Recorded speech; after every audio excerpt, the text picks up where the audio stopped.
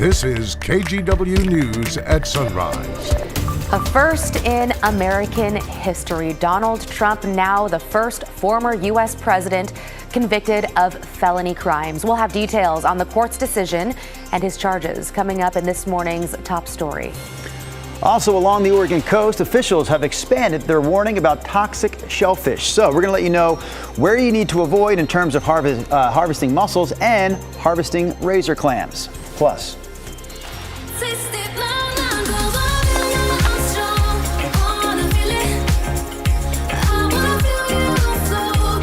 yeah, we are moving and grooving this morning. Meet Alana Rich. She's an Asian American pop singer-songwriter in Portland.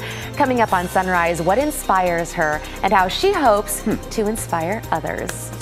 big morning this morning on the Sunrise Show. Big morning, wow. If for no other reason. What's going on? It's Friday. Oh, yes. Do we need a bigger reason than that, gang? Moving into the weekend, and you're talking about another beautiful weather day. Yeah, gorgeous today. Don't forget Sunday, your plans are a washout, and we'll cover that in my complete forecast. Here we are this morning. Baby blue skies over Yaquina Bay, flat water, so the winds are light, temperature 44 degrees. It's going to be sunny today, just like yesterday. And generally speaking, at your house, temperatures will be at least 5-6 degrees warmer than yesterday, and that would still leave us in the comfortable zone. You can see Mount St. Helens over on the left, the clear blue skies from the top of the Wells Fargo building. We're down to 51. Generally, we are not as cool as 24 hours ago. 67 at noon. I have Portland side today at 78 degrees. Enjoy. Is marvelous. All right, let's get you out the door live. Look at the Sylvan Hill, Highway 26, rolling right along there. The drive out of Wilsonville, lots of elbow room, and it'll switch gears and take you up to Clark County. Heading over the interstate. Whoop, the camera froze. It was a live camera. In any event, there's not much traffic there. I do want to point out in Southwest Washington, a reminder if you're going to the coast, SR 4, again, both directions as they do utility line installation just east of Cathlamet. There will be alternating lane closures, which means delays up to 20 minutes at a time from 8 a.m. until as late as 8 p.m. this afternoon. True? All right, thank you, Chris.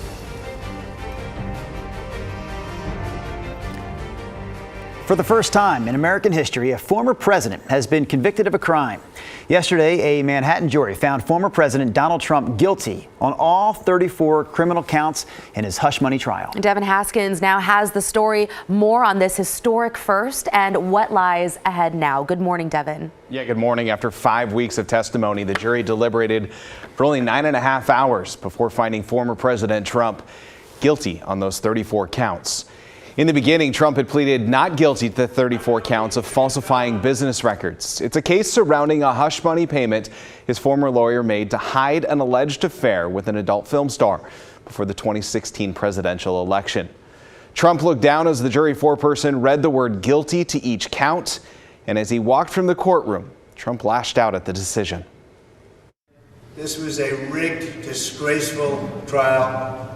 I'm a very innocent man. The real verdict is going to be November 5th by the people. While this defendant may be unlike any other in American history, we arrived at this trial and ultimately today at this verdict in the same manner as every other case that comes through the courtroom doors. Oregon's Democratic senators both sending similar sounding messages. Senator Ron Wyden tweeting justice has spoken in the courtroom today.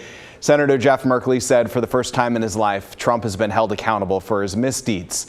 The sentencing in this case will happen on July 11th. Trump could be given probation, a fine, or sentenced to jail. Trump still has 3 other criminal trials that have yet to start. Drew? All right, Devin, we're going to follow your report with what you just mentioned there. Sentencing in this case, again, as Devin mentioned, scheduled for July 11th. That's just 4 days before the start of this year's Republican National Convention. After yesterday's guilty verdict, a lot of people were asking if the former president can still become president again. Casey Decker with our Verified team has the answer.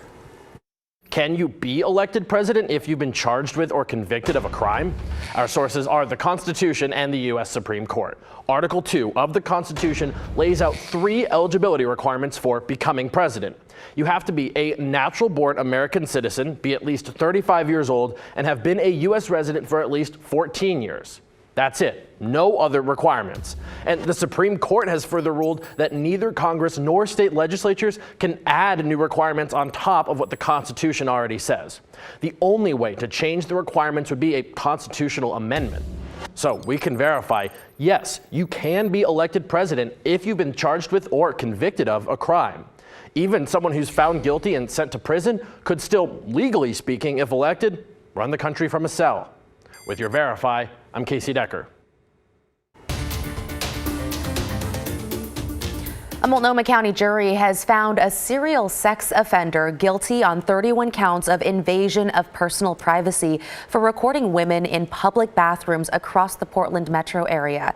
Portland police say back in April of last year, Jared Walter took video of women using the restroom at Providence Park, Shake Shack, and in businesses around the city. The prosecution says this is audio recording of the moment that one of the women realized Walter was filming them. Take a listen.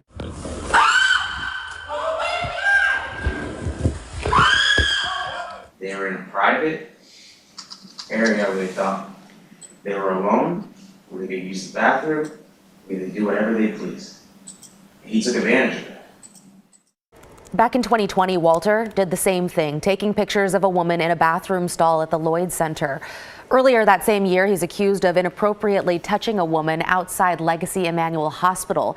You may also remember he was arrested for cutting women's hair on TriMet and assaulting them. He was the first person that TriMet banned for life. Walter will be sentenced in August. State officials are expanding a warning along the Oregon coast after shellfish poisoning sent close to 24 people to the hospital.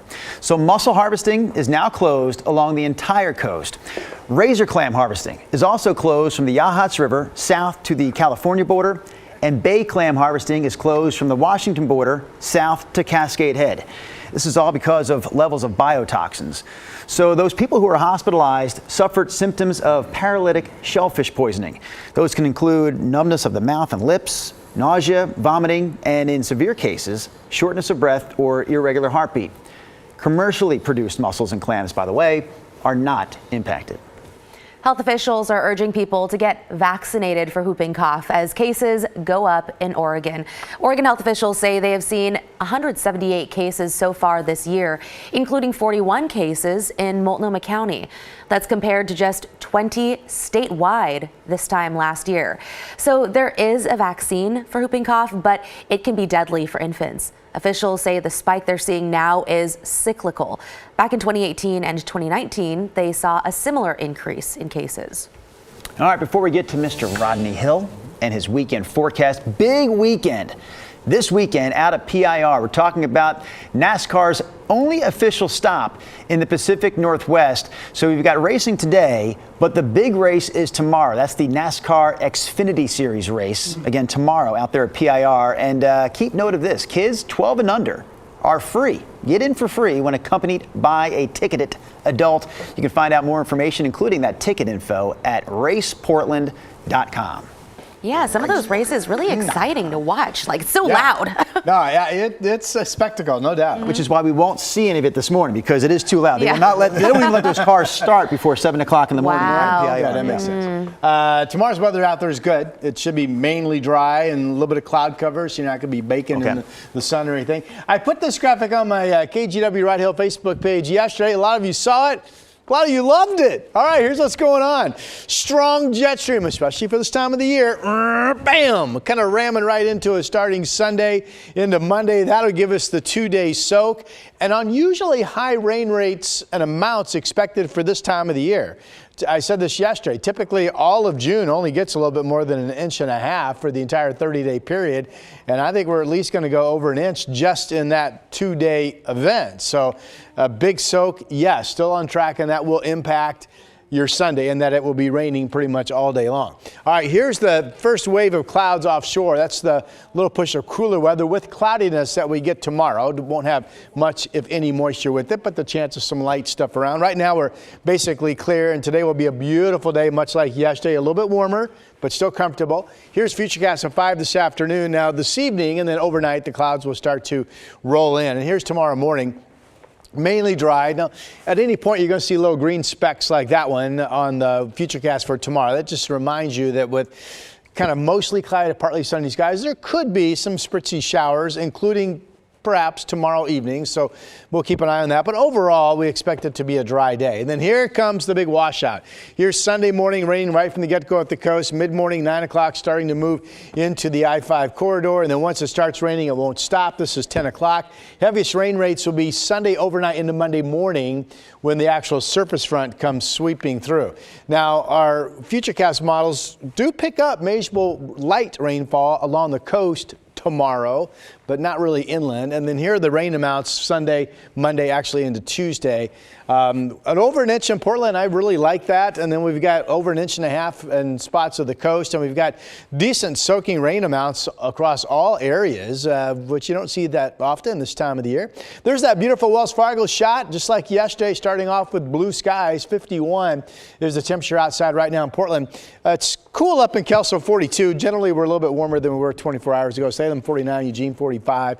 And we've got 30s and 40s out east. Bend is at 37 over in Central Oregon. Forecast highs could make it up to 80 in Salem today. I've got Portland and Vancouver around 78, 76 up in Longview. Here come the weekend numbers. 78 today with the clouds and maybe a trace of rain. 71 tomorrow. Nice day overall expected. And then Sunday with the rain, temperatures get held down to 62.